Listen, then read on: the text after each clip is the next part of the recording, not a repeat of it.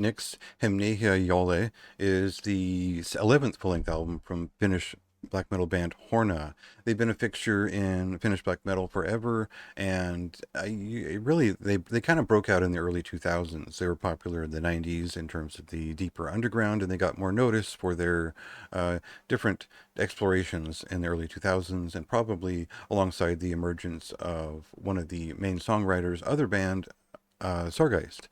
Now, if you're a fan of Sargeist, this is not an interchangeable sort of interest. There is 90s black metal influence in both of these things, but whereas Sargeist is moving in a different direction that is often more melodically driven, Horna is more of a go wherever they want, depending on who's involved type of band. And there have definitely been eras determined by what vocalist was the foil for their interest, and there were certain albums that just kind of went on a rant that was very different. There was one of my favorite records for the band was more of a tribute to Bathory back in I think 2007, and that's kind of what introduced them to me. So what you get out of any given Horna album will depend on how close attention you paid to all of their albums, because all of them are different on purpose. They're not looking to do the same thing twice. Hornet, in essence, is an exploration of a different sound on every album. So what are they doing for this 11th album? I think it is, in some ways, it's a follow-up to some of the things that had been successful on Kuoleman Kyrjo, their last album back in 2020. I think that it introduced a little bit of different variety, some 90s black metal influences, of course, but a different sound, a different production value. It was a little bit more sleek, and just showed off the performances of the vocalist in a very effective way. It was a very strong album, and I had good thoughts about it at the time. So now we get to this latest one, and it is actually one of the first, I think, concept albums they put together, and it's an interpretation of Hymns to the Night, a Novalis poem from a German early romanticist. And it's an interesting poem. It's beautifully written. It's worth reading. It is quite long and uniquely interpreted in different uh, translations over the years, because German has certainly had different meanings, and time contextualizes information differently. It is a poem written about a dead lover, and in a way it spiritualizes their life, which is kind of odd, because it was a 16-year-old girl that was betrothed to him at age 28 or so. And so it's got this weird ethereal child bride kind of thing going on, but is fitting for a romanticist poem from the century that it was written in.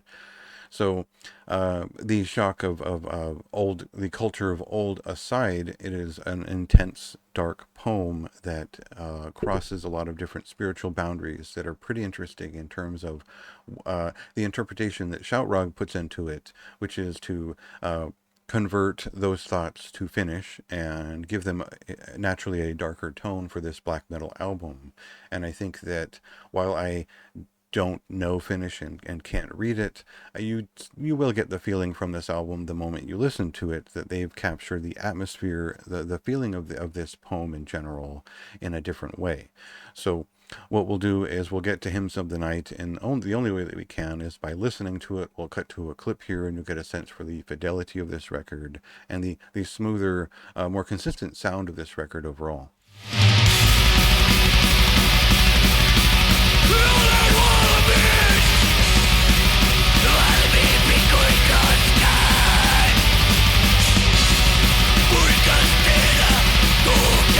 So even if you don't speak German, you don't read Finnish, and you don't really know what's going on here, that shouldn't matter, because you should get an immediate sense of tone from every performance on this record. It's very consistent. It's split up into a number of hymns, and then a rework of an old song at the end, which is in more of a neofolk style.